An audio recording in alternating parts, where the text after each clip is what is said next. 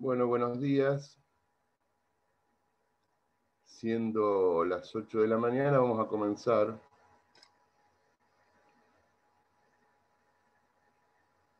A ver si se enganchan. A ver, hagámoslo con un poco más de ritmo, porque ahí están apareciendo.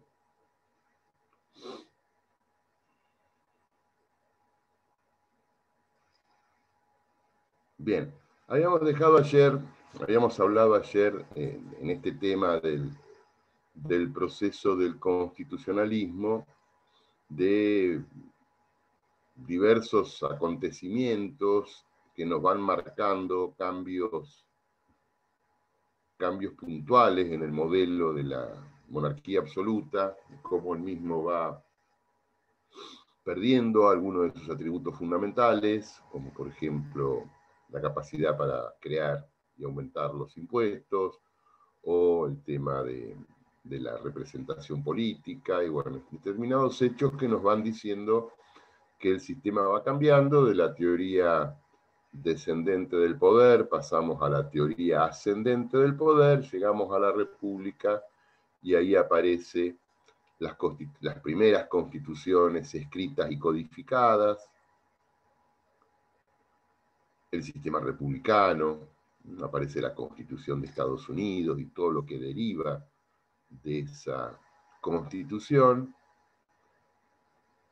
Y en este proceso del constitucionalismo identificamos entonces, a partir del siglo XVIII, siglo XIX, lo que se denomina el constitucionalismo clásico. Y yo les dije ayer que esto no significa que no existieran otros, pero en cursos de posgrado más avanzados, que no es este el caso, sin desmerecerlo, por supuesto, podíamos identificar un constitucionalismo antiguo, un constitucionalismo medieval, otras etapas de la evolución, y ahí aparece el clásico. Bueno, pero ¿cuáles son las características de este constitucionalismo clásico? Constituciones escritas, codificadas, que responden a la tipología racional normativa, que después lo vamos a ver qué es esto, que garantizan el concepto del Estado de Derecho, que yo ya les había dicho en la clase anterior que es el Estado de Derecho, es aquel modelo en el cual, o aquel sistema en el cual todos se subordinan a la ley, inclusive aquellos que sancionan y crean la ley. Por eso en las monarquías no existe el Estado de Derecho, sino en las repúblicas, y donde se prioriza principalmente el sistema de libertad individual, se rodea a la figura del hombre de todas las garantías en el ejercicio de su libertad individual. Por eso ayer vimos y leímos artículos 18 y 19, ¿no? Esos artículos fuertes, potentes que tiene nuestra Constitución Nacional, que nos dan la garantía del debido proceso, la garantía del principio de reserva. Y hay muchos otros, ¿no? Como de la propia Constitución, la que nos establece la libertad de cultos, que más que mejor garantía para una persona que el ejercicio absoluto y libre del culto que quiera y no de la religión oficial del Estado, si fuera el caso. En la Argentina no hay religión oficial, pero si fuera el caso podría ser un ejemplo. O sea que este constitucionalismo clásico rodea a la persona de los márgenes más amplios de libertad individual. Estoy pensando en otra cosa, discúlpenme, pero ayer vi en el grupo de ustedes, el grupo nuestro, no de ustedes,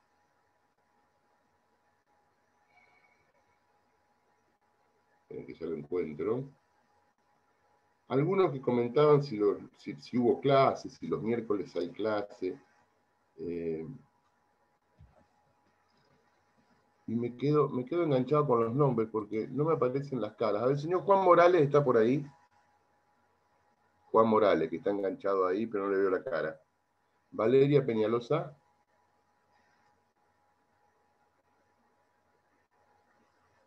Jazmín. ¿Quién es Jazmín? Buenos días. Disculpe, Ah, doctor, pero aún no bien. puedo solucionar el tema de la cámara. Bueno. Juan Morales, quiero conocerlo. Se esconden detrás de un cuadradito negro y no tengo cámara ni micrófono. Bueno, consiga, señor. Consiga, lamentablemente, consiga. Bueno, seguimos. Entonces, este constitucionalismo clásico, el rol del Estado es un rol liberal, no interventor, es un rol que ni siquiera regula las actividades económicas, no se mete en las relaciones familiares. Es un rol de Estado gendarme, habíamos dicho, que aparece frente a la emergencia. ¿Ves? Si hay una emergencia bélica, el Estado tiene su ejército, defiende el territorio. Si hay una emergencia sanitaria, el Estado tiene su sistema de salud pública, el Estado tiene su sistema educativo, pero no se mete en las relaciones familiares, en las relaciones particulares. Bueno, y así transita este siglo XIX con estas constituciones como la nuestra, ¿no? Que se sanciona en 1853, pero que responde cabalmente a este modelo.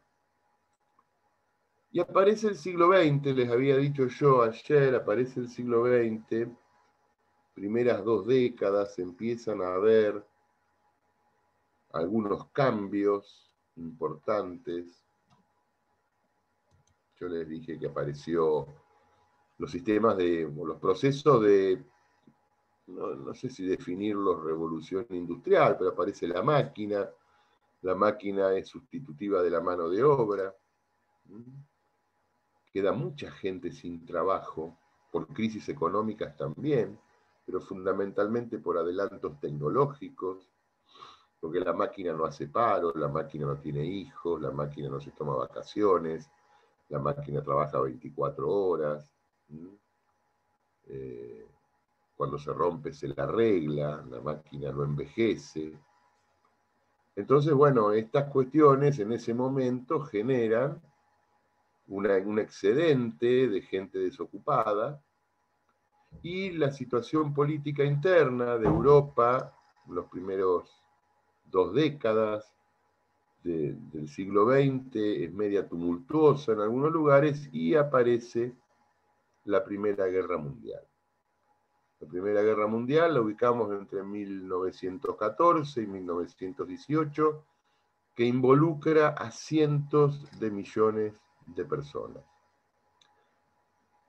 Su campo de batalla no es solamente Europa, por eso es mundial, se pelea en todo el mundo, en las colonias africanas de países europeos, acá en el Río de la Plata y en el Atlántico Sur hay conflictos bélicos, en Asia.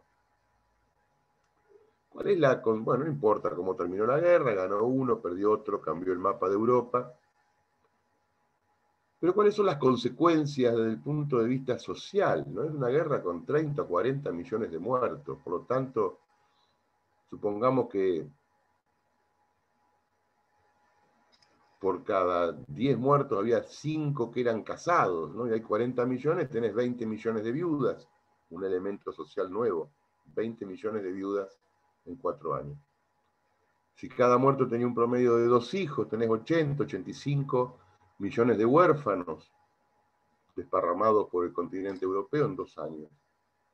Ya tenés 20 millones de viudas, 80 millones de huérfanos. Y los que no se mueren, los que perdieron una pierna, los que perdieron un brazo, los que perdieron la vista, los que perdieron la audición, los que quedaron mal psicológicamente, millones de personas disvalidas volviendo a sus casas. Entonces, a los 4 años de este conflicto teníamos actores sociales que no conocíamos en esa magnitud, millones y millones de viudas, millones que no trabajaban, que no habían ido a la escuela, que no leían ni escribían por lo general, en la Europa o en el mundo de 1915, de 1920. Millones y millones de huérfanos que habían perdido a su padre o a su familia. y millones de discapacitados que ya no podían volver a sus trabajos porque no tenían piernas, no tenían brazos, o no hablaban, o no escuchaban, o estaban en un estado insano desde el punto de vista mental, ¿no? Con el estrés postraumático de la guerra. Entonces, este Estado que los recibe, este constitucionalismo que los recibe, empieza a no dar respuesta, porque esta actitud pasiva del Estado gendarme que actuaba frente a la emergencia, actuó frente a la guerra, pero no estaba preparado para actuar frente a las consecuencias una vez finalizado el conflicto. Entonces va cambiando el rol del Estado, va transformándose. Ya no estamos frente a un Estado gendarme que solamente actúa frente al conflicto, sino que paulatinamente pasamos a lo que se denomina en el constitucionalismo clásico el estado de bienestar. Va cambiando el rol del Estado, ya no es un Estado indiferente del laissez-faire, del dejar estar, del dejar hacer, sino es un Estado más activo, es un Estado que se involucra en las relaciones familiares, que atiende grupos sociales particulares, que atiende a los niños, a la mujer, al anciano, al discapacitado, con políticas específicas. Es un Estado que se involucra en la familia, que se involucra en las relaciones laborales, que se involucra en las relaciones económicas. Es un Estado que va absorbiendo muchas cosas, que comete excesos también, después vamos a hablar de sus excesos, pero en su primer momento, el cambio del rol del Estado era para suplir lo que le faltaba al constitucionalismo clásico. Si ustedes estudian este tema de los libros de Vidar Campos, van a ver que Vidar Campos escribe que el constitucionalismo social no viene a reemplazar al constitucionalismo clásico, sino que lo viene a complementar. Es complementario. Pero tenemos un Estado más activo, más emprendedor, que se mete en decisiones, que absorbe mucho. Fíjense en la Argentina, a partir de la década del 30, la creación de la Junta Nacional de Carnes, de la Junta Nacional de Granos, que interviene en la regulación de los precios de producción y en los precios de exportación, que establece precios sostén para garantizarle al productor un rinde si hubiera problemas internacionales y no se pudiera exportar sus productos. O sea que el Estado se asocia de alguna manera a los productores, estableciendo precios máximos u organismos controladores. Y aparecen en la Argentina las primeras leyes protectoras del trabajo. En 1918, el gobierno del presidente Irigoyen, aparece la primera ley de accidente y riesgo del trabajo, en donde hay un proceso de indemnización al trabajador que se lastima o que se incapacita. Hasta ese momento no había nada. Aparecen posteriormente leyes con la incorporación de los primeros socialistas a la Cámara de Diputados, con la aparición, bueno, mucho antes de Alfredo Palacios, pero después de Nicolás Repeto, de Juan B. Justo, de Camet, de los socialistas, muchos de ellos también con fuerte arraigo en Mar del Plata, que van apareciendo en la Cámara de Diputados y con la aparición también, la modificación del sistema electoral, con la ley Sáenz Peña, que empieza a cambiar también la composición interna de la Cámara de Diputados y aparece los hijos de los inmigrantes convertidos en diputados o en presidentes, van generando una modificación legislativa anticipatoria de lo que sería luego, con la Constitución peronista de 1949, un conjunto de leyes protectoras del trabajo y de la familia. Pero esto ya existía antes de esa Constitución, pero bueno, ahí aparecen también las leyes jubilatorias, donde obliga al empleador y al empleado al aporte para generar un fondo para cuando esa persona no trabaje más. Bueno, todo eso son cambios del modelo. El constitucionalismo social implica un rol del Estado mucho más activo. Se mantiene en el constitucionalismo social, se mantiene el Estado de Derecho, pero mantenemos un rol del Estado mucho más activo. Es un Estado de bienestar, un Estado que se mete en las relaciones familiares, que protege ciertas situaciones de desigualdad, que se mete en la familia, que se mete en con el trabajador, creando asociaciones sindicales a partir de la reforma de 1957.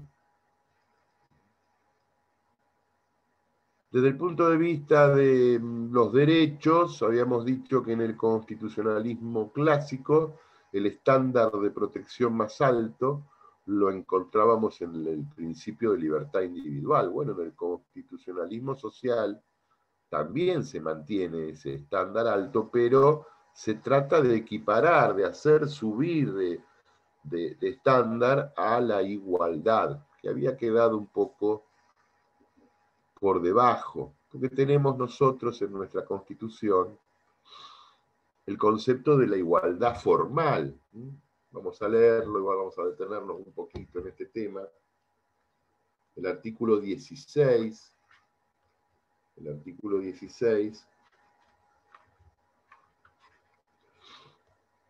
nos dice: la nación argentina no admite prerrogativas de sangre ni de nacimiento, no hay en ella fueros personales ni títulos de nobleza, todos sus habitantes son iguales ante la ley y admisibles en los empleos sin otra condición que la idoneidad. Bueno, esto lamentablemente últimamente no lo estamos viendo mucho, pero es así.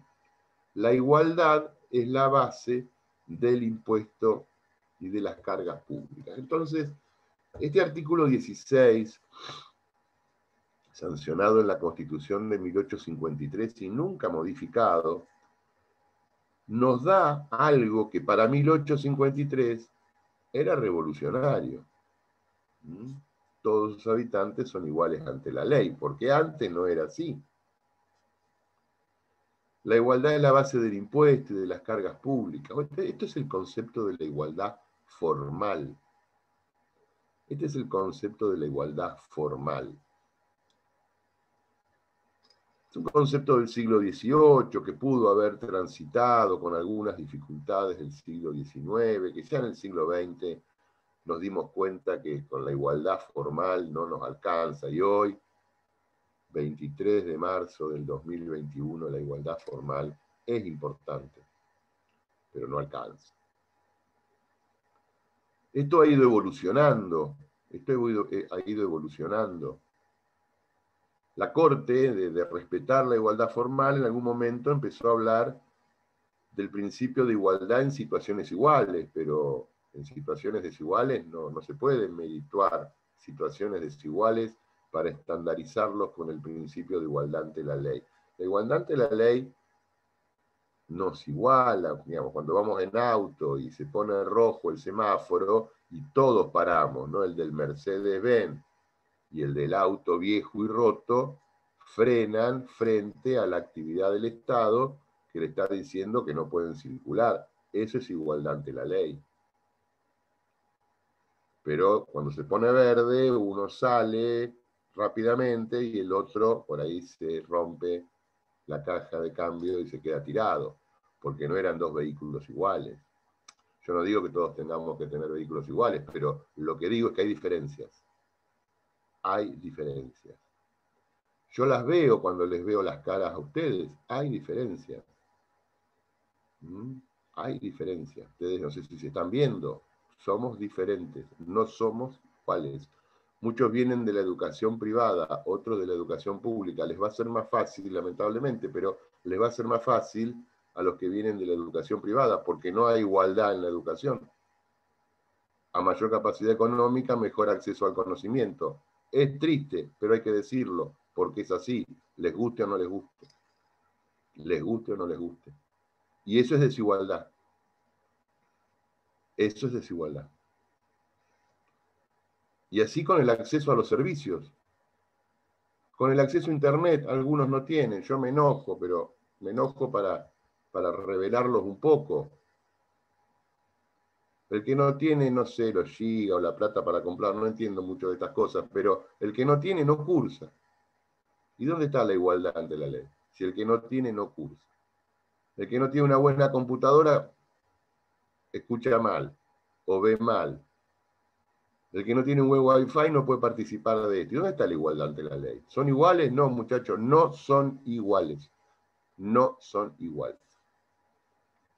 Entonces, este concepto de la igualdad formal sirvió frente a algunas situaciones, pero hoy no da respuesta.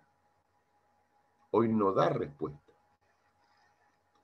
Es un punto de apoyo, es un punto de inicio, pero en la evolución empezaron a aparecer otras cosas. Primero lo que les dije recién, la Corte empezó a cambiar sus fallos y empezó a hablar de igualdad en situaciones iguales. Y después apareció el concepto de igualdad de oportunidades, y después apareció el concepto de igualdad de posibilidades.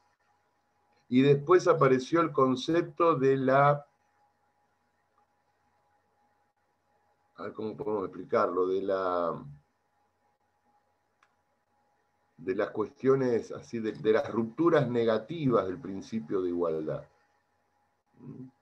Rupturas negativas del principio de igualdad.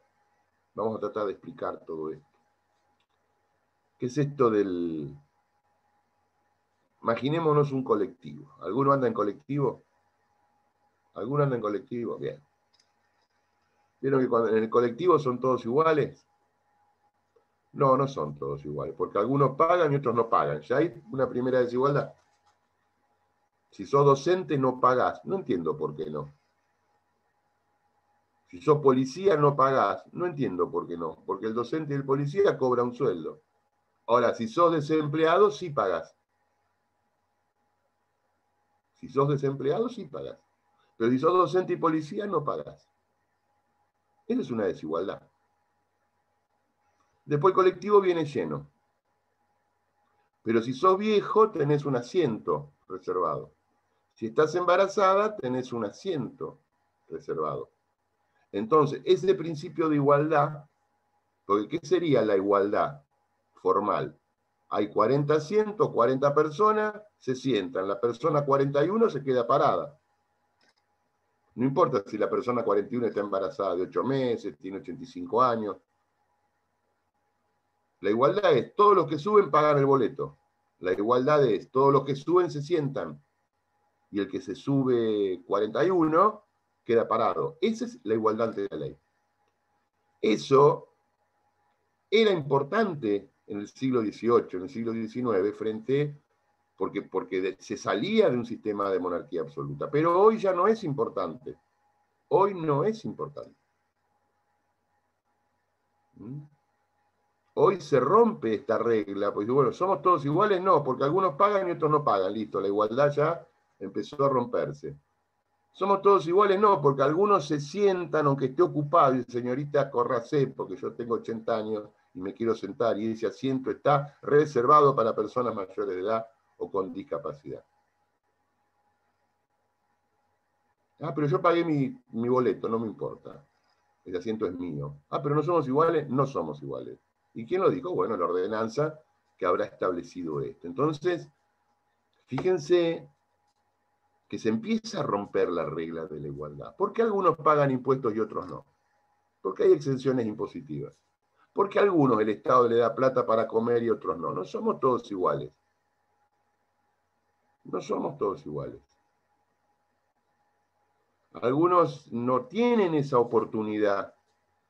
Entonces el Estado genera rupturas en el principio de la igualdad formal. Algunos le dicen, bueno, que esto es discriminatorio, discriminación positiva. Principio de la discriminación positiva. Fíjense cómo se le da vuelta una palabra fea como la discriminación, se le pone positiva. Te discrimino, rompo, ¿qué es discriminar? Romper el principio de igualdad en forma positiva para los sectores menos capacitados accedan a los beneficios de los sectores más capacitados. Ruptura del principio de igualdad, discriminación positiva. Esto lo explica muy bien el profesor Carlos Santiago Nino, en su libro Fundamentos de Derechos Humanos. Yo creo que hablamos en la primera clase o en la segunda. Carlos Santiago Nino, junto con Genaro Carrió, para mí fueron los más grandes y un filósofo. Yo creo que Nino, inclusive un poco más, lamentablemente fallecido y muy joven. Y él en su obra, en este libro, Fundamentos de Derechos Humanos, creo que está en ese, no en otro, cuenta una historia real que pasó, se las voy a relatar, para que vean que esto no pasa solamente en la Argentina, esto ha pasado en otros lugares del mundo y ha pasado antes, y ha pasado antes. Él plantea que en la década del 60, en Estados Unidos, en el sistema universitario de Estados Unidos, mediados de los 60 en adelante, era muy conflictiva. El estudiante americano no es el que vemos en las películas, el que va a Yale, el que va a Oxford, no, el que va a la universidad pública. Un abogado de Yale le cuesta al papá $300.000, claro, va a ser un buen abogado. Eso es lo que cuesta una carrera universitaria en Estados Unidos, es muy cara. Pero nos muestran la universidad privada. Bueno, pero en Estados Unidos hay otro sistema que es tan bueno como el privado y muy numeroso, que es el de la universidad pública. Y en la universidad pública se dio a mediados de la década del 60 en adelante un conflicto muy importante porque los universitarios no querían ir a la guerra de Vietnam. No querían. El Estado los mandaba y ellos no querían. Algunos se cambiaron de religión, otros generaron conflictos sociales. Fue una época muy tumultuosa de la vida de los Estados Unidos. Y en algunos lugares en particular, muy conflictiva y muy violenta. Estaban las Panteras Negras, o sea, había violencia grave. Los Ángeles, en el estado de California, una ciudad muy violenta, y tiene una universidad estatal, la Universidad Estatal de California, con sus escuelas, allá las facultades les dicen escuelas. Y tenían un gran problema, que era la cuestión racial. Lo tienen todavía. Imagínense hace 50 años, o 60. Tenían un gran problema porque el sistema de salud periférico de la ciudad, donde concurrían a atenderse las minorías étnicas, o sea, vamos a hablar en castellano, los negros, los asiáticos y los sudacas, guatemaltecos, hondureños, argentinos si habría, pero básicamente de Centroamérica, no tenían médicos para cubrir sus turnos. No había médicos en cantidad suficiente para cubrir sus turnos. ¿Por qué? Porque, por supuesto, un médico de la universidad privada, que se recibía en la universidad privada, se iría a trabajar a un hospital privado en el 90% de los casos. Entonces necesitaban médicos que se graduaran en la universidad pública, y la universidad pública tenía ciertas deficiencias. ¿Por qué? Porque la mayoría de los que se recibían eran de raza blanca. 70-80% de los que se recibían de médicos eran blancos y no querían ir a trabajar a barrios de negros, ni a barrios de asiáticos, ni a barrios de sudamericanos, porque eran violentos. Porque eran violentos. Iban en menor proporción o iban en turnos de mañana, rodeados de la seguridad necesaria. El sistema universitario público en Estados Unidos es un sistema con examen de ingreso, y lo único que se nos asimila es en la gratuidad, aunque también hay un costo, alguien lo paga, nada es gratuito, alguien siempre lo termina pagando. Pero tiene examen de ingreso. Entonces, ¿cómo era el sistema en la escuela de medicina? Por ahí se anotaban 2.500 alumnos para el examen de ingreso, pero tenían, por ende, 1.000 cupos. Entonces hay un examen de ingreso, participaban 2.500, y los 1.000 mejores exámenes, sistema de mérito, los 1.000 mejores exámenes ingresaban a la carrera. Y las estadísticas demostraban que de esos 1.000, más de 800 eran blancos y venían de sistemas educativos completos, y que las minorías raciales eran apenas un 15, un 20%, y los demás fracasaban porque venían de la educación común. Eso es desigualdad. Fracasaban porque venían, y entonces no podía competir el que venía del college común contra el que venía del college privado, cuando se sentaban a un examen de ingreso. Uno tenía más preparación, más conocimiento, otra forma de elaborar los pensamientos. Pero el Estado, por otro lado, tenía la necesidad de que en el mediano plazo empezaran a recibirse médicos de minorías raciales para cubrir los cargos de la salud pública en los sectores más alejados del centro de las grandes ciudades. Se reúnen las autoridades políticas con las autoridades universitarias, y en un momento aparece esto que les voy a contar. Examen de ingreso, entonces la universidad saca una resolución que dice, bueno, si hay 1.000 cupos, no sé cuánto, estamos inventando los números, si hay 1.000 cupos, los primeros 500 van a ser por mérito, pero del 501 al 1.000 solamente van a ingresar los mejores exámenes de las minorías raciales. Esto generó un alboroto. Pero bueno, van al examen, participan 2.500, 3.000, 4.000 aspirantes, los mejores 500 exámenes, el que sacó 10, 970, 980, 950, los mejores 500 exámenes accedieron por mérito, por la mejor nota. Y ahí se verificó otra vez los mismos porcentajes, 80, 85% blancos, un 12, un 15% de minorías raciales. Pero a partir del 501 en adelante, todos eran o negros, o asiáticos, o sudamericanos. Y apareció el problema. ¿El problema cuál fue? El problema fue el primer excluido con mejor nota que el aspirante 501. Porque quedó, por ejemplo, yo qué sé, John Williams quedó, habiéndose sacado un 850, quedó afuera, porque quedó 501, pero el que entró por ahí con un 7. Se sacó 7 y fue el mejor, y a partir de ahí 500 más. Y entre ese y el 500 quedaron como, yo qué sé, 100, 200, 300 aspirantes quedaron afuera. ¿Respeta esto los parámetros de la igualdad ante la ley? No. Porque uno que se sacó 850 quedó afuera y uno que se sacó 7 ingresó. Pero ¿de qué otra manera ingresaban si no? ¿De qué otra manera ingresaban? Bueno, por supuesto, este joven, con muchos otros, fue a la justicia.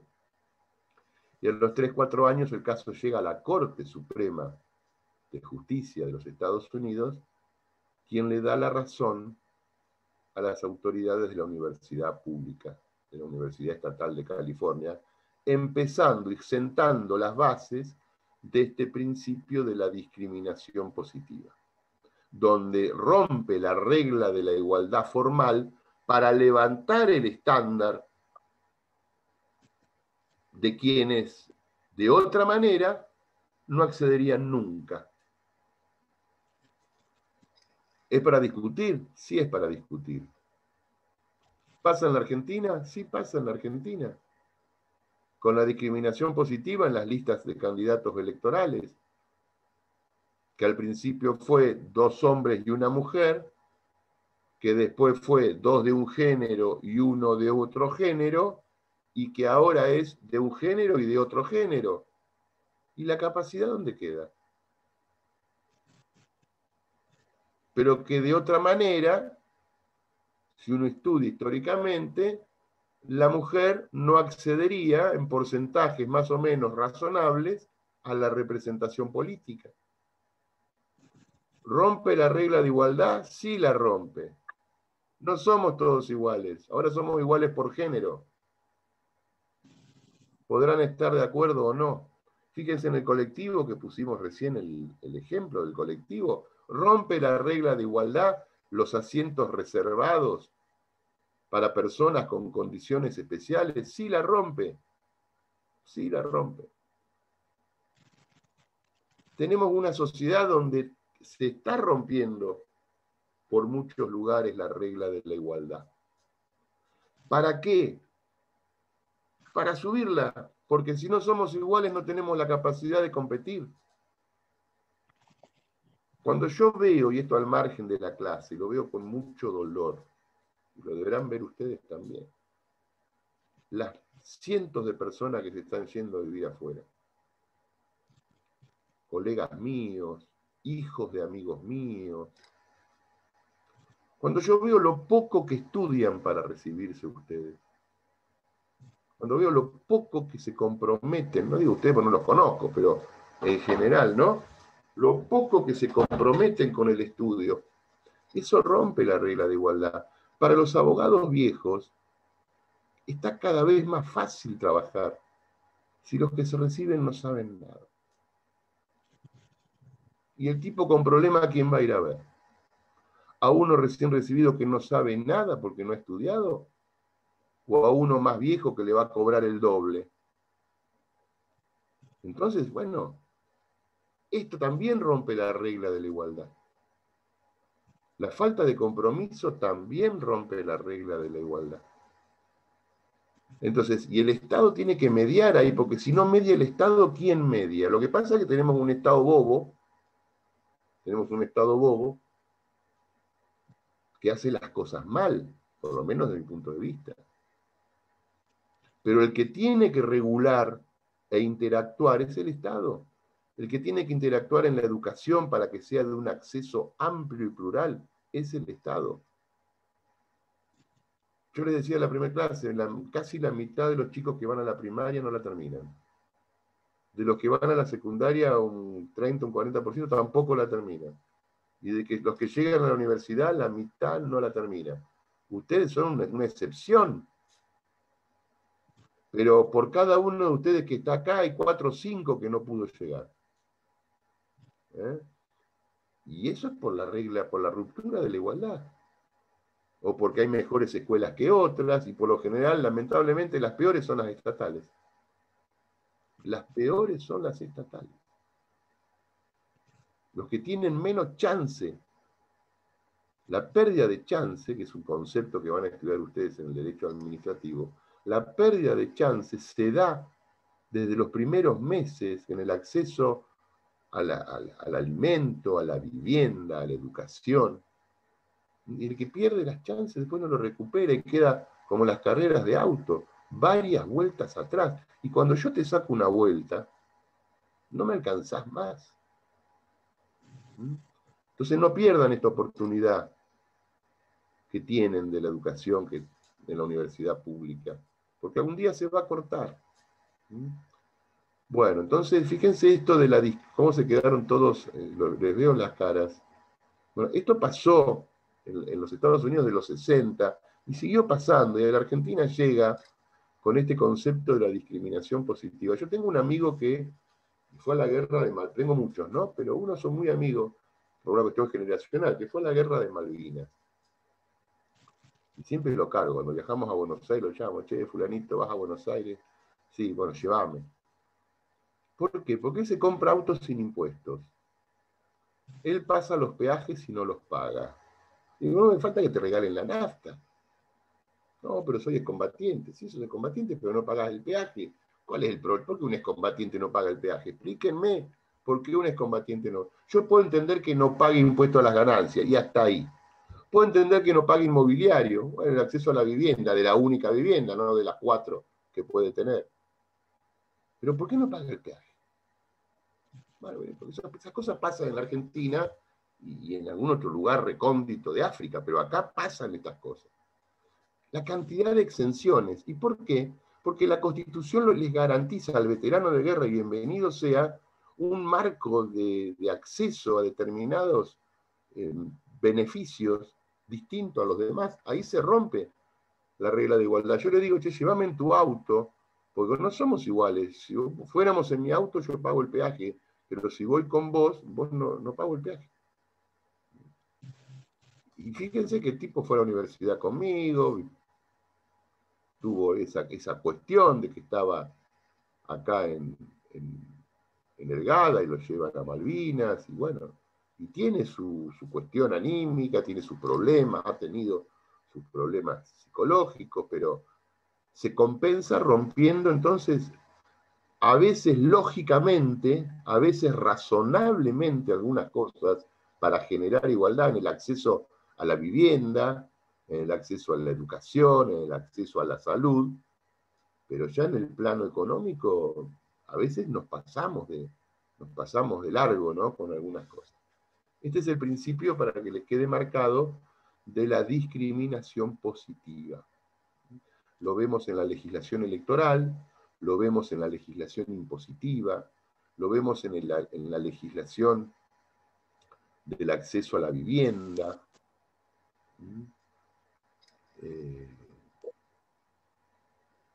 y en algunos aspectos de la educación también. Algunos ponen el ejemplo en esta competencia, porque lo que está en competencia acá es la libertad y la igualdad.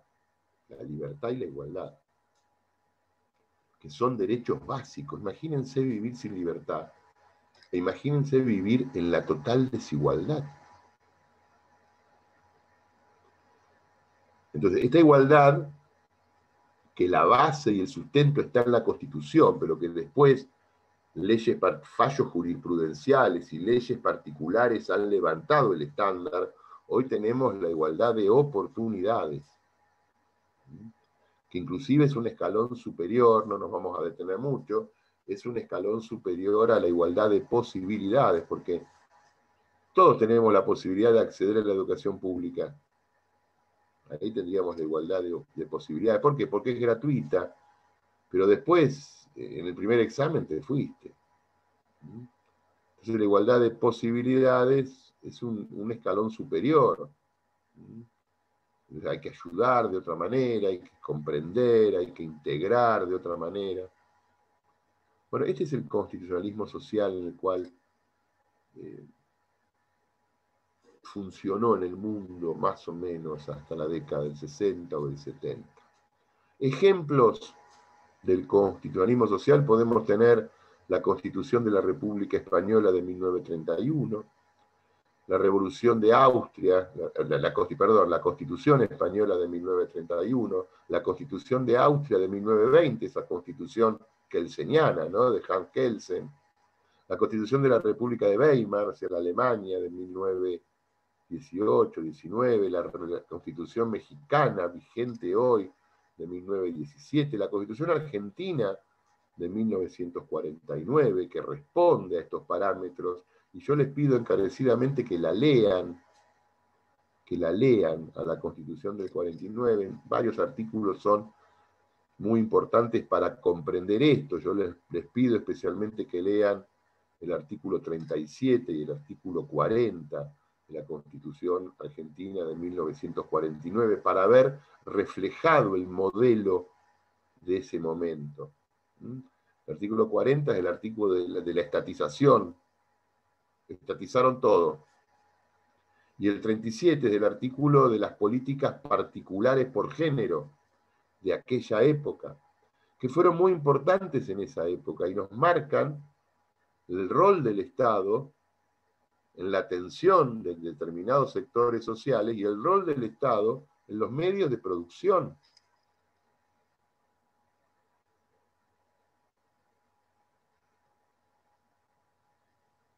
¿Dónde estamos hoy? Bueno, son 8 menos cuarto, ahora paro un segundo. ¿Dónde estamos hoy?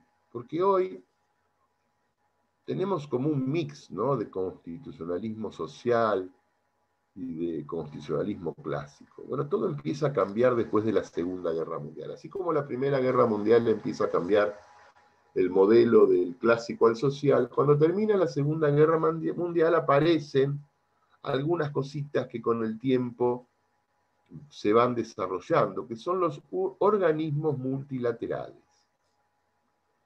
Fíjense que aparecen las Naciones Unidas, en Sudamérica aparece la OEA, aparecen los tratados de integración económica, el NAFTA, el ALCA, en 1985 aparece el Mercosur, aparece hace ya, o estamos en el 20, en 1980, 70, 80, aparece los primeros indicios de lo que fue la Unión Europea, con el Tratado de Maastricht. Organizaciones multinacionales que empiezan a regular ciertas actividades.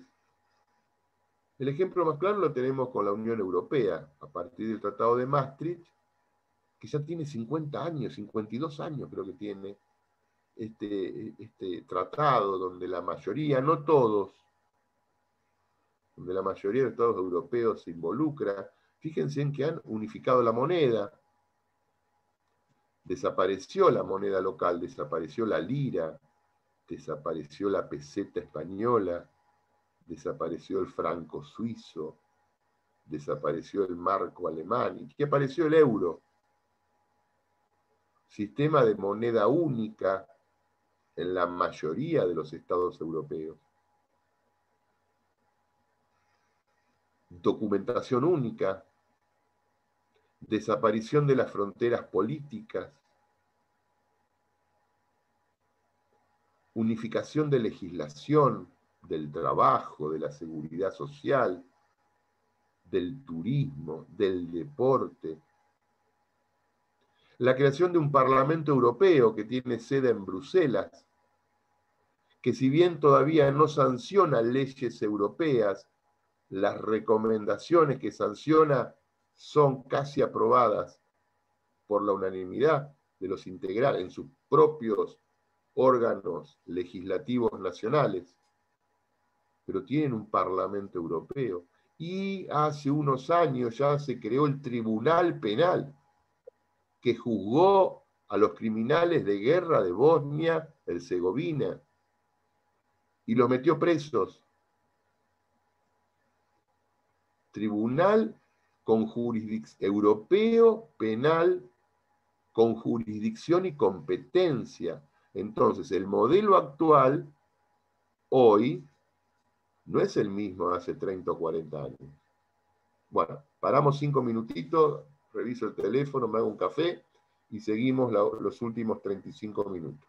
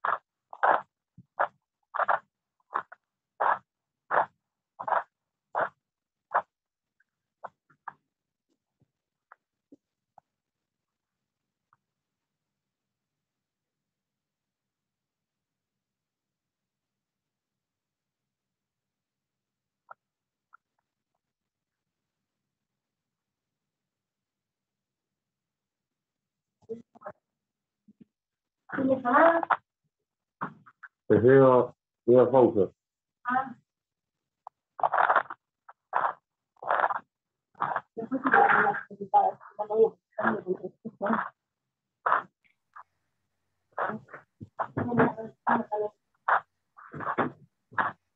Bueno, volvemos. ¿Quién está ahí con el micrófono haciendo ruido? Señor Mendoza, active el micrófono.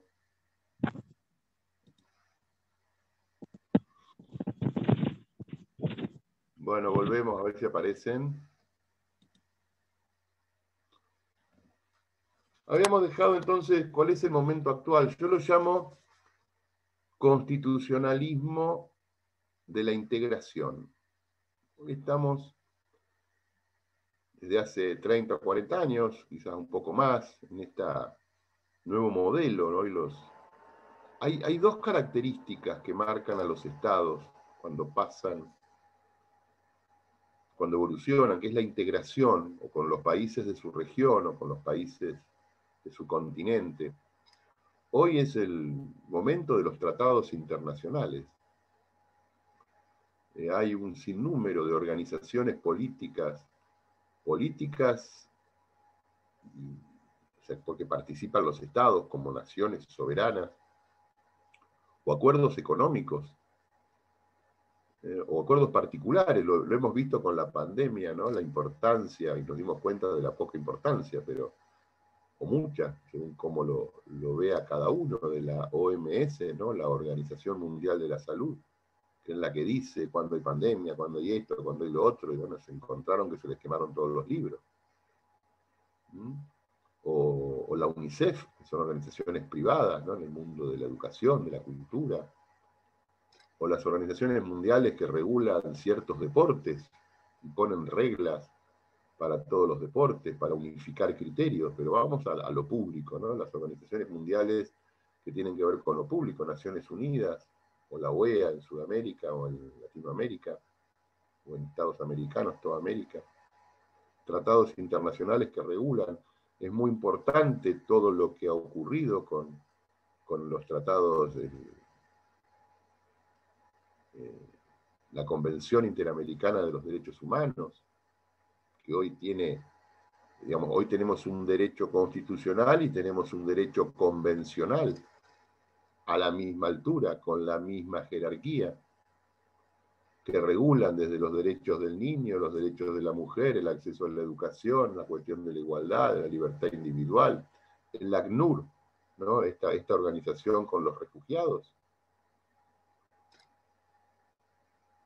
Que por ahí, por suerte, el ACNUR no lo vemos tanto en la Argentina, pero el ACNUR tiene una importancia muy fuerte en determinados lugares, ¿no? Con guerras étnicas, con guerras religiosas, donde la gente se escapa. En Albania, millones se fueron. En la ex Yugoslavia, con estas matanzas étnicas y religiosas, donde los protestantes, los cristianos mataban protestantes, los serbios mataban bosnios, esto y lo otro, una cosa terrible. Lo vemos de lejos y hasta por ahí nomás. Lo hemos visto en los últimos años, 500.000 de venezolanos que se vinieron a vivir a la Argentina, porque si la Argentina no es un lugar floreciente, hay que venir a vivir a la Argentina. Pero bueno, venían de Venezuela, caminando en algunos casos. Entonces las organizaciones internacionales hoy tienen un peso importante. El derecho de la integración es el que nos está marcando hoy. Fíjense el escándalo de Inglaterra con el Brexit, que se va de la Unión Europea, y el problema interno de Inglaterra con los escoceses que se quieren ir de la Gran Bretaña, o los catalanes que se quieren ir del Reino de España, y las organizaciones internacionales interceden en estas cuestiones. Hoy estamos en un derecho de la integración. A mitad de camino, por lo menos en Sudamérica, a mitad de camino, porque el Mercosur todavía no ha dado los resultados que se esperaban que den, pero hay ciertas actividades para regular ciertos sistemas arancelarios entre las producciones de determinados países, y nosotros estamos ahí agarrados de un hilo, ¿no? El 70% de las exportaciones argentinas, o el 60% van a Brasil. El día que los brasileros se enojen, nos morimos de hambre, porque no le exportamos a nadie. Entonces, con el tema de las autopartes, regulamos nosotros con las autopartes y ellos regulan con el azúcar, regulamos con el trigo y ellos regulan con otra producción. Entonces, el tema de la organización internacional es muy importante. Siempre le digo a mis alumnos, si no tienen nada que hacer a la tarde, empiecen a estudiar portugués. Porque Argentina es dependiente del comercio internacional con Brasil. El inglés es importante, pero para la actividad económica en la Argentina, hoy por hoy, el portugués es casi tan importante como el inglés. Los contratos de exportación e importación se hacen en portugués, se escriben en portugués. La mayoría de las exportaciones nuestras va para ese lado. Entonces, el derecho de la integración que arranca años después de la Segunda Guerra Mundial, con las primeras organizaciones internacionales, Naciones Unidas es una, la Comecon, ¿no? La Comunidad Económica del Carbón y del Acero, porque se encontraron con que la Alemania devastada era la principal productora de carbón, y todavía las plantas que estaban en el este europeo, las plantas de acero estaban casi intactas y había que dotar para la reconstrucción europea carbón para las máquinas y acero para las construcciones. Entonces aparecen esas primeras organizaciones políticas y organizaciones económicas. Y después van avanzando en diversos rubros, y Sudamérica no es una excepción, ¿no? Tenemos muchas, el Pacto Andino, el ALCA, el NAFTA, el Mercosur. El que más nos involucra es el Mercosur, pero también fuimos parte del Pacto Andino, ¿no? El movimiento, tratados de cooperación para poder transportar mercaderías, porque imagínense los trenes, era por una cuestión siempre, en el siglo XIX, en el siglo XX, todo se hizo teniendo el principio de que los países se iban a pelear en cualquier momento. Por eso tenemos tan pocas carreteras que unan la Argentina con Chile, porque siempre estuvimos a punto de pelearnos con Chile. O trenes que pasen de un lado al otro. Los trenes argentinos tenían una trocha determinada y los trenes chilenos tenían otra trocha. Entonces, un tren no podía cruzar la frontera. Los sistemas de transporte, la tara, la cantidad de peso que puede transportar un camión, los países hacían sus pavimentos para respetar determinado peso en los camiones, para que camiones de otro lado no pudieran ingresar porque tenían más peso. Las redes fluviales, el Tratado del Plata, ¿no? El tratado que tenemos con Uruguay para el acceso al Río de la Plata, o la navegación del río Paraná. hay autopistas fluviales. Hoy el río Paraná está regulado desde el punto de vista del transporte. O sea, todas estas cuestiones son cuestiones internacionales y tenemos un constitucionalismo hoy que regula estas cuestiones y que empezó a aplicar sanciones. Y acá aparece el punto importante. Empezó a aplicar sanciones. Fíjense, ¿cómo puede ser que un organismo internacional aplique sanciones? ¿A quién sanciona? A los países. Y otra pregunta, ¿pero no era que los estados son soberanos? Si yo soy soberano, ¿cómo puede venir mi vecino o otro que vive lejos a imponerme una sanción?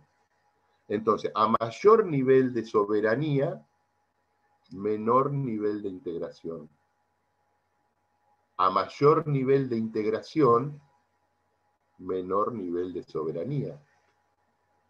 Cuando los estados empiezan a ceder jurisdicción y competencia en los organismos internacionales, se produce la integración, a pérdida de porcentajes importantes de soberanía. Perder la moneda, perder la peseta o la lira para los italianos, ¿no es una pérdida de soberanía? Por supuesto que sí. Por supuesto que sí. Que un tribunal penal condene a un nacional, que te pongo un ejemplo, que está dando vuelta hace tiempo, ¿no? Que no sé cómo se va a resolver. No sé si ustedes lo recuerdan, pero si no lo pueden googlear. Hace muchos años, no me acuerdo cuánto. 3 correntinos matan a un argentino en Brasil, a un bonaerense, ¿no? 3 correntinos se pelean en un boliche, en una playa, de un balneario brasilero, y uno le pega un piedrazo a otro, que de acá de la provincia de Buenos Aires, del partido de San Martín. Y bueno, ¿cuál es el concepto? Un argentino mata a un argentino. ¿Dónde? En Brasil. ¿Quién lo juzga? Los brasileros dicen, que es un estado federal como el nuestro, que lo van a juzgar ellos. Los 3 correntinos están viviendo en Corrientes. Y el expediente está en el juez federal de Corrientes. Y se está discutiendo, todavía se está discutiendo, quién lo juzga. Por supuesto, los padres del chico muerto todavía no tienen ninguna satisfacción. Y lo que se está discutiendo es eso, porque la Argentina dice, bueno, no hay el Mercosur no existe para esto, a los nacionales los juzgamos nosotros. Principio de soberanía con relación a la persona. Sí, porque los brasileños los dejaron salir, los escarcelaron. Y ahora tendrían que extraditarlos. Si ustedes se piensan que por un problema de vecindad, porque en definitiva es muy doloroso para las partes, pero no da para un conflicto internacional, Brasil solicite la extradición de 3 argentinos. ¿Qué va a hacer la Corte Argentina? La va a negar la extradición. Y va a decir, a los argentinos los juzgamos nosotros. Pero alguien tiene que juzgarlos. Fíjense la cantidad de problemas, les pongo ejemplos que todavía no están resueltos, ¿no? La cantidad de problemas. Y este nuevo mundo que estamos viviendo ya hace muchos años es el mundo de la integración, es el mundo donde los estados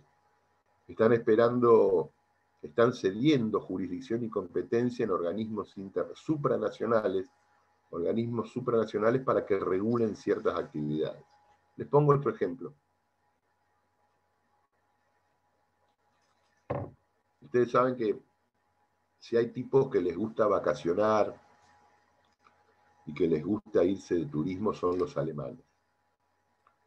Y los alemanes siempre habían elegido como destino principal España, y en algún momento empezaron a elegir Grecia, integrante también de la Unión Europea.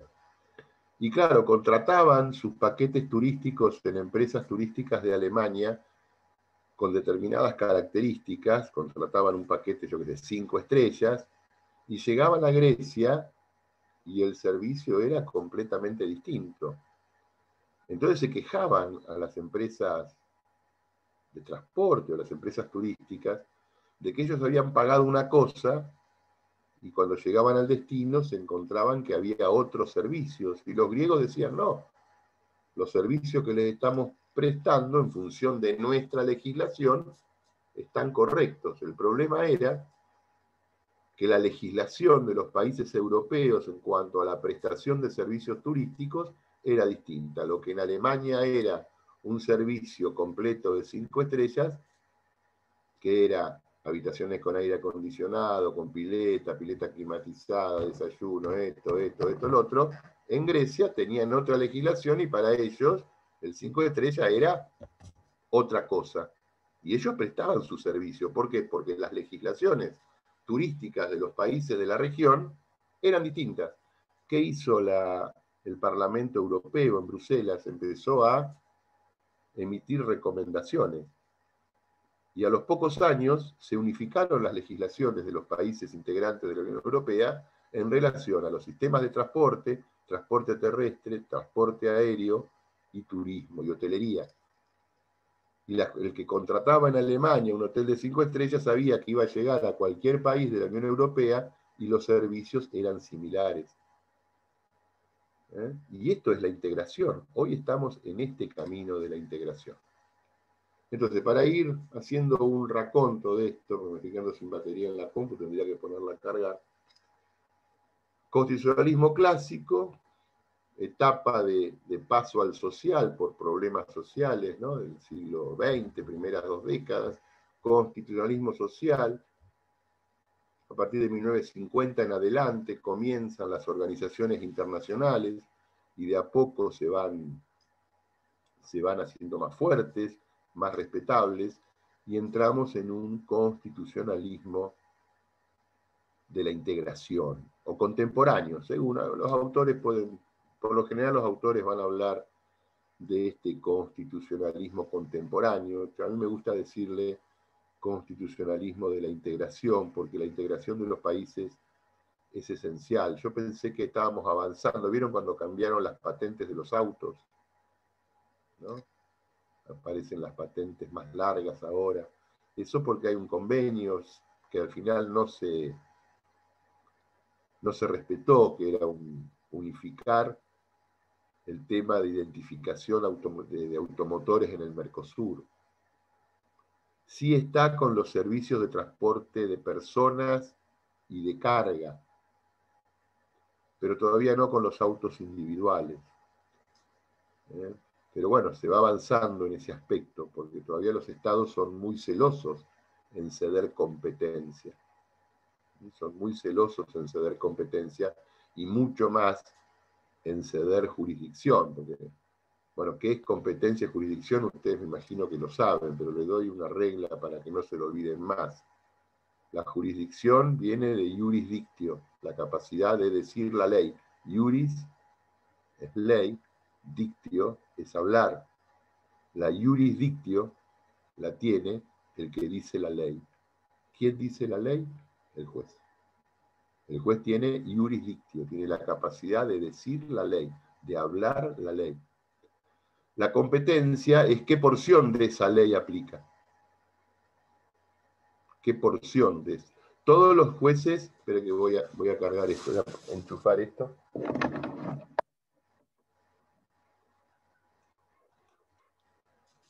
Todos los jueces tienen jurisdicción, todos los jueces tienen jurisdicción. Y la competencia, ¿qué partecita del derecho aplican? Hay jueces con competencia civil y comercial, jueces con competencia penal, jueces con competencia laboral, jueces con competencia en familia, etcétera, etcétera. Entonces, la competencia es una partecita de todo el derecho, la jurisdicción es la capacidad de decir el derecho. Bueno, los estados tienen jurisdicción porque aplican la ley en su propio territorio. Cuando el estado pierde jurisdicción es porque se le está cediendo un organismo internacional, y en eso los estados son muy celosos. Y la competencia es la parte del derecho que se le otorga a ese organismo internacional. Hoy tenemos, más que nada funcionan en Montevideo, ¿no?, Uruguay, estos tribunales arbitradores de aranceles. La cuestión arancelaria del Mercosur se discute en Uruguay, se discute en Montevideo, donde también tiene la sede el Parlamento del Mercosur, que todavía no ha funcionado, pero que bueno, hace un par de elecciones se votaron parlamentarios del Mercosur. Que bueno, vamos a dejarlo ahí por ahora. Bueno, esto es más o menos lo que yo quería que ustedes por lo menos se anoticien de este tema del proceso, de la evolución, del constitucionalismo, que es dinámico, ¿sí? Que es dinámico, lo vemos todos los días, hay avances y retrocesos. Fíjense que la integración internacional, y esta es la crítica que se le ha hecho en este último año, la integración internacional era muy bonita, todo para cuando son cuestiones comerciales, aduaneras, migratorias, pero no funcionó en la pandemia. No funcionó en la pandemia. Los países se la han arreglado como pudieron, ¿no? Fíjense en la compra de vacunas, no funcionó la integración en la compra de vacunas. Chile compró vacunas porque tiene plata, Argentina no compra vacunas porque no tiene plata. No hay un organismo internacional, el Mercosur no salió a comprar vacunas. La Unión Europea, no. Inglaterra, que se fue de la Unión Europea, está vacunando casi 1 millón de personas por día. En Argentina estamos vacunando 80, 85 mil personas por día. A este ritmo no nos vacunamos más. Entonces, yo no he visto, y bueno, en países más alejados, en regiones más comprometidas, que inclusive no hay información, pero la Organización Mundial de la Salud no funcionó en este tema bien. No sabe, la pasaron por todos lados. La pasaron por todos lados. O sea que esta es una crítica, ¿no?, a estos temas de la integración. Fíjense que creo que estando el presidente de Estados Unidos, el que perdió, ¿cómo se llamaba? ¿Cómo se llamaba este que perdió ahora? El rubio. Trump se fue de la OMS. Retiró a Estados Unidos. Porque en la OMS hay que poner plata todos los años para que funcione. Y Trump dijo, ¿cómo voy a poner plata en un lugar que no saben lo que están haciendo? Y se fue a Estados Unidos, creo que, no sé si habrá vuelto con Biden, pero en los últimos meses de Trump se fue de la Organización Mundial de la Salud porque decía que no funcionaba. Y bueno, estas cuestiones globales también van viendo cómo se ajusta el sistema, pero hoy estamos en un sistema de organización, de integración. Es así. Preguntas, dudas. Preguntas y dudas.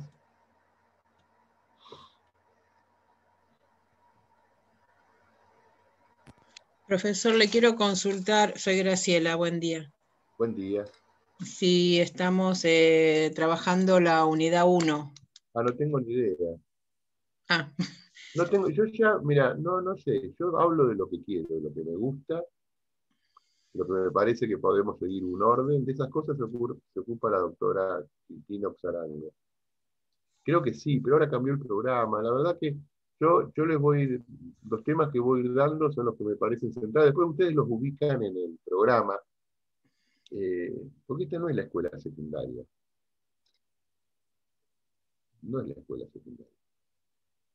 A mí me parece que los temas hay que darlos, después ustedes los ubican. En total, yo les voy a preguntar sobre estos temas.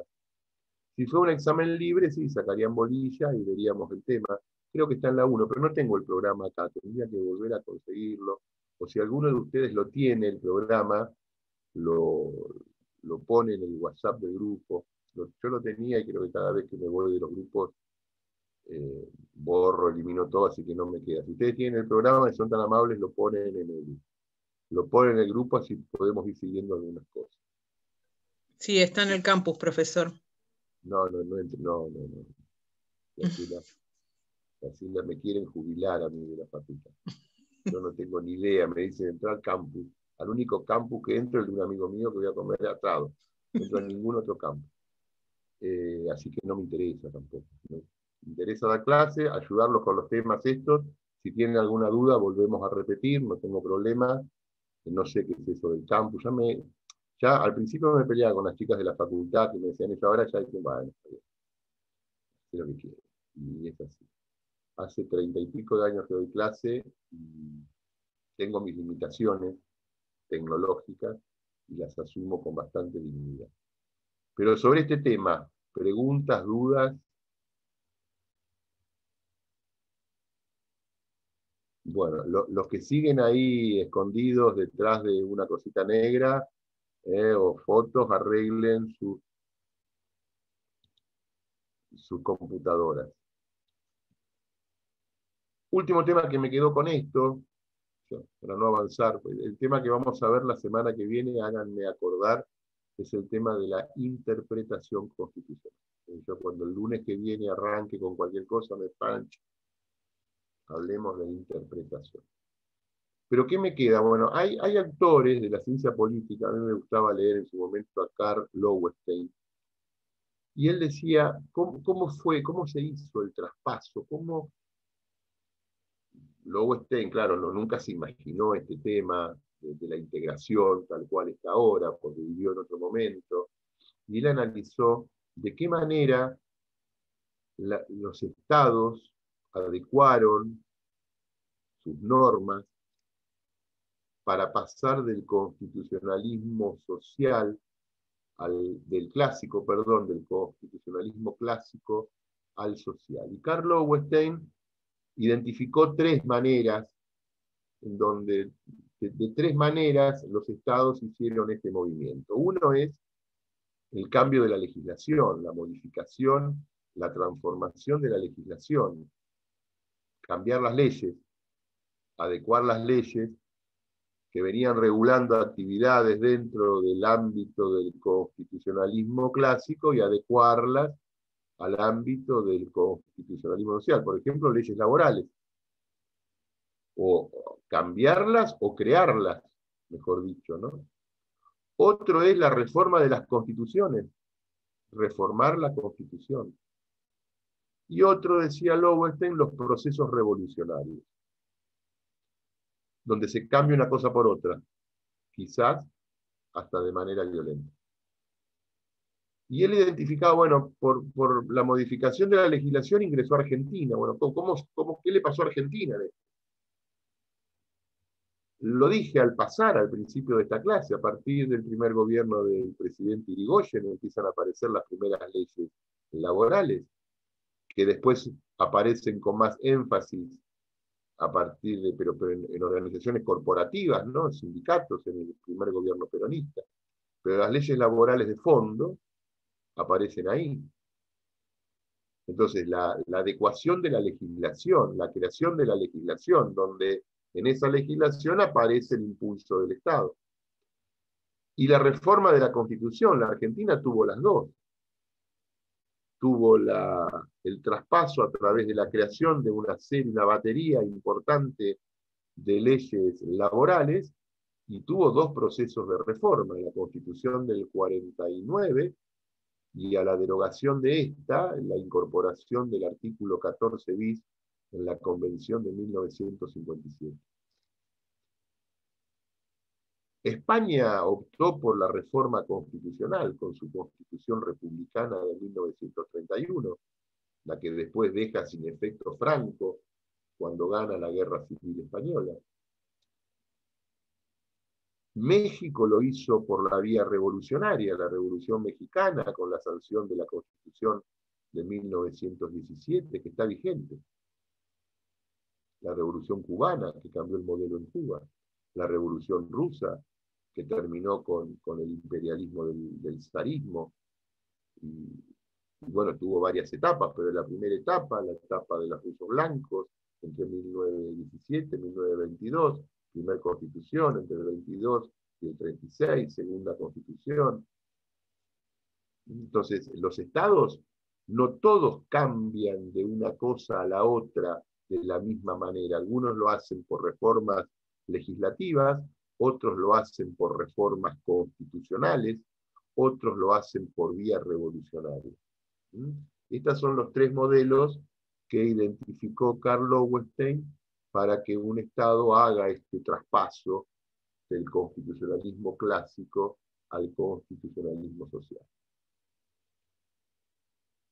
Bueno, dicho esto, y como me tengo que ir a trabajar, y me quedan 10 minutos y no vamos a avanzar nada, les digo, estudien para la clase que viene, vayan ya leyendo temas de interpretación. La interpretación constitucional es un tema muy importante de la teoría constitucional. Porque la interpretación es el acto previo de la aplicación de la norma. La interpretación es el acto previo, no se aplican las normas sin un proceso previo de interpretación. Y más las normas constitucionales. Y más las normas constitucionales. Entonces, estudian interpretación, en esto vamos a ver cuestiones generales, algunos ejemplos, y después vamos a transitar por los métodos de interpretación, el método gramatical, el historicista, el sociológico, por las escuelas de interpretación, la escuela de la jurisprudencia mecánica, la libre decisión legal, por las pautas de interpretación, que son las que dio la Corte, que siguen vigentes, y algunos otros temas que tienen que ver con esto. Yo creo que en términos razonables nos llevaría entre 2 y 3 clases ver todo el tema de la interpretación, así que vamos a ver cómo avanzamos. Bueno, dicho esto, los dejo acá, y bueno, el jueves, porque el otro día vi que algún desmemoriado preguntaba si los miércoles había clase, ¿no? El jueves tienen clase con la doctora Oxarango, y el viernes tienen clase con el doctor García Arena. Si no hay ninguna pregunta, alguna observación, algo que decir, no. Bien. Pueden, ¿eh? A mí me encanta que discutan conmigo, me encanta pelearme con ustedes. Es una alegría pelearme. No, nada, bien. Ya nos vamos a pelear, no están problemas, ya vamos a discutir. Bueno, dejamos acá, conmigo se ven el lunes, y con los demás profesores jueves y viernes. Que tengan un buen día y hasta luego.